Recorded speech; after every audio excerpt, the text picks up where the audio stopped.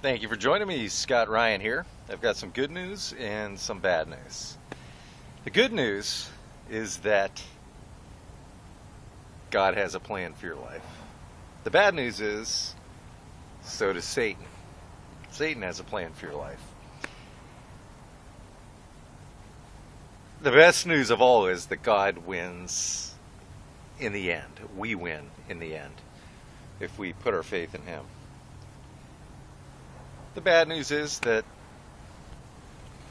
you may likely have to suffer before that comes to fruition. You know, it's interesting if you look, it's biblical that Satan has a counterfeit for everything that God does. It's rebellion against nature and nature's God, who, you name it. He has a counterfeit, a perversion of everything. If you read the Satanic Bible, published by Anton LaVey, the late founder of the Church of Satan, I don't recommend that you go out and buy a copy, but take my word for it. It is basically, I've read enough of it to know that it's basically just a perversion of the Bible. It's like taking and turning everything upside down that it says. It's not very creative, but that's what Satan does.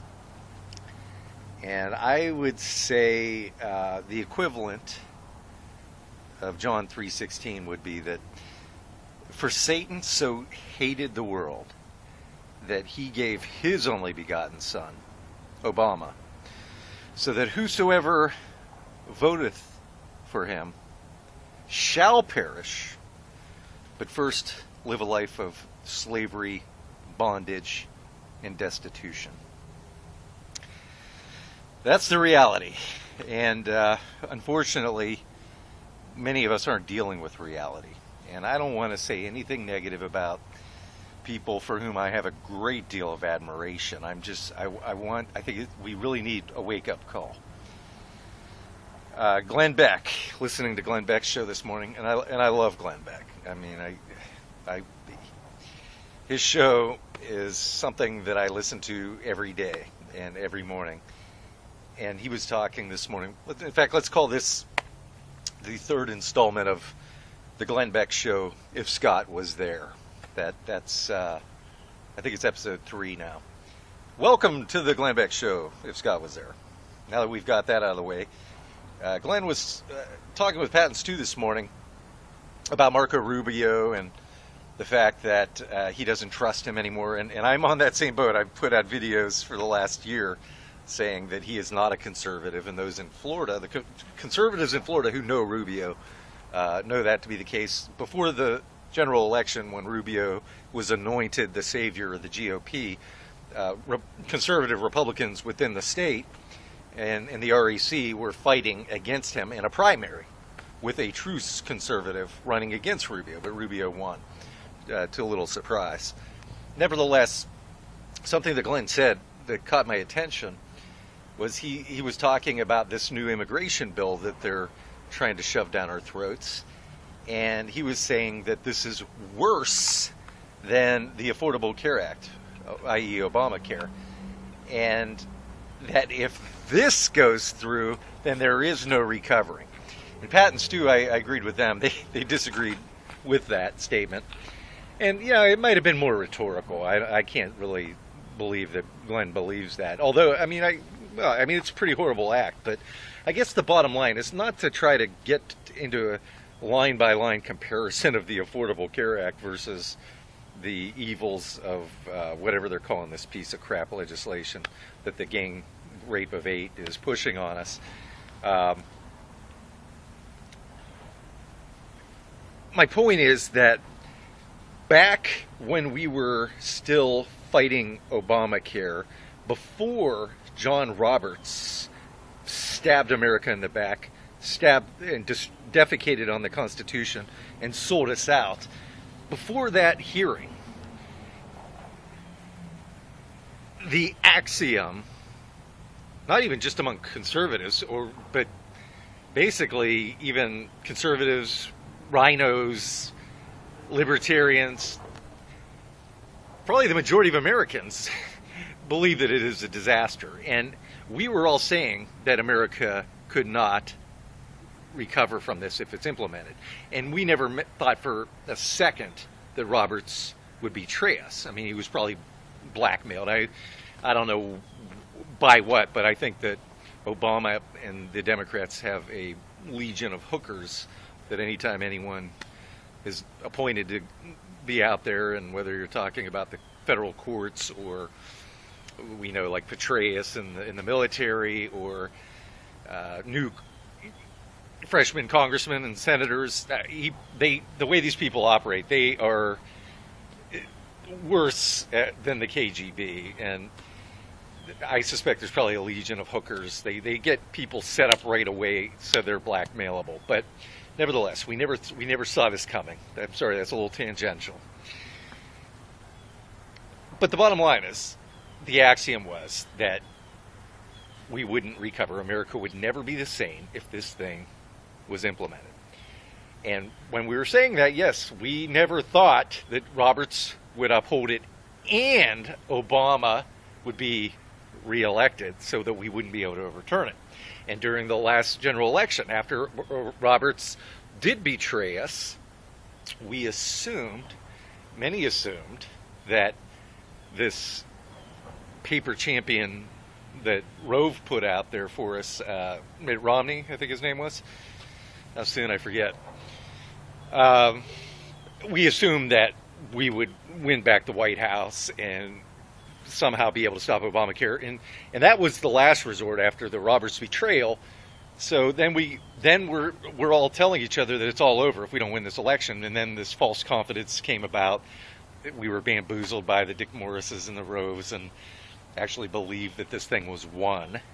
And we still have that defense mechanism. My point is that Glenn is being susceptible to that false defense mechanism. We want to be hopeful. We love optimists. We all want to be optimists.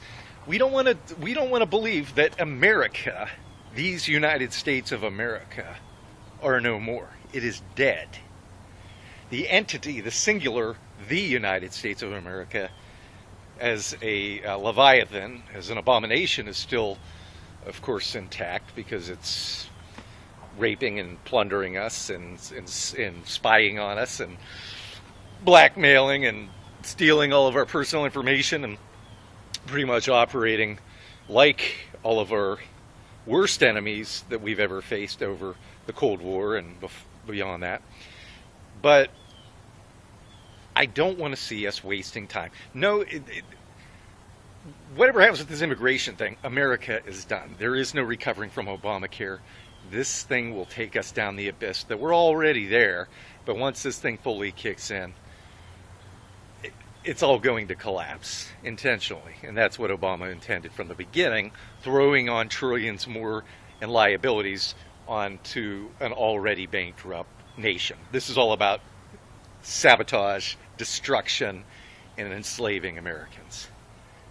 And to even give anyone some false hope that this can be abated is a waste of time.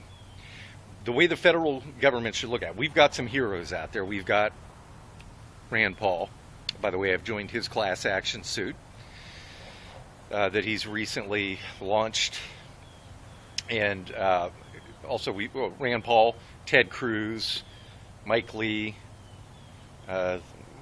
Tim Scott, the other guy from South Carolina, I forget his name, sorry, Congressman, white hair. Nevertheless, we've got maybe 5 conservatives in this country, in this Congress, in the Republican Party even, that are willing to, that are patriotic, who actually love their country enough to fight the battle and to do what's unpopular, the only thing that's right. But these guys should be looked at as a diversion. These guys are staving off the inevitable collapse. They're out there in Little Bighorn. They're fighting a battle that cannot and will not be won with only 30% of America caring enough to know anything about what's going on, to do anything. 30% of Americans. You can't get anything done on a national level with 30%. I'm sorry. So look at these guys out there at Little Bighorn buying us time so we can get our crap together at the states. Everyone needs to coalesce. Everyone who wants to survive. I'm sorry, it sounds radical, but these are radical times. There are those who see it, see the writing on the wall, the only reality possible. It's simple mathematics, it's science, it's physics. It is what it is. Those who deal with reality are getting their crap together and fleeing Sodom, and we must coalesce. We must hang together or hang separately, as Ben Franklin said during the Revolution. I'm sorry, if you want to watch these guys out there who are buying us time, staving off the collapse in a battle against traitors and cowards and self-serving, ignominious, infamous, notorious pettifoggers, if you want to put your hope in these 5 guys out there changing 100 senators and 430 congressmen's mind, and getting the general public miraculously on their side to see the light and suddenly start taking an interest in their civic duties and abandoning American Idol. If you want to put all your hope in the federal and turning all that around, more power to you. It was nice knowing you. But if you want to be like the intelligent people, come south. Come to the Bible Belt states. Let's coalesce. Let's strengthen our numbers. We need good conservatives from those blue states to come here. We need more people to stack our local governments, to stack our state legislatures. That's where the power was. It was promulgated by our founding fathers for the first 150 years of this country's history. The most power was at the local and state governments. Most of the tax take of Americans, of all income taken by governments, most of the tax take was at the local, followed by the state, and the federal got a diminutive portion. That's the way it was intended. That's the way it needs to be now. And that's the only way that's ever going to happen is if we coalesce here. That's the only chance. I'm sorry. Might sound radical. Might seem like a long shot, but it's not a longer shot than putting any hope that this perverse nation, with these perverse cowards in Washington, D.C., are going to turn anything around. They don't have the guts or the balls or the fortitude or the convictions. They don't even know what they believe. They believe in themselves. They want to be famous, just like those fake journalists out there. They're no different. Most of these people in Congress and the Senate, and the president especially, never wanted to be anything but famous. So well, maybe the president. No, I think he's actually an ideologue. I believe that he is actually a fulfillment of something historic, and it's spiritual. But the rest of them, they just want to be famous. That's all they ever wanted. Whether they're so-called journalists or so-called statesmen, pretenders, imposters, they're not going to save your ass. The only thing we can do is take it local. Hear my voice, listen to what I'm saying, because you know it is true in your heart, whether you want to believe it or not. Stop wasting time and making up these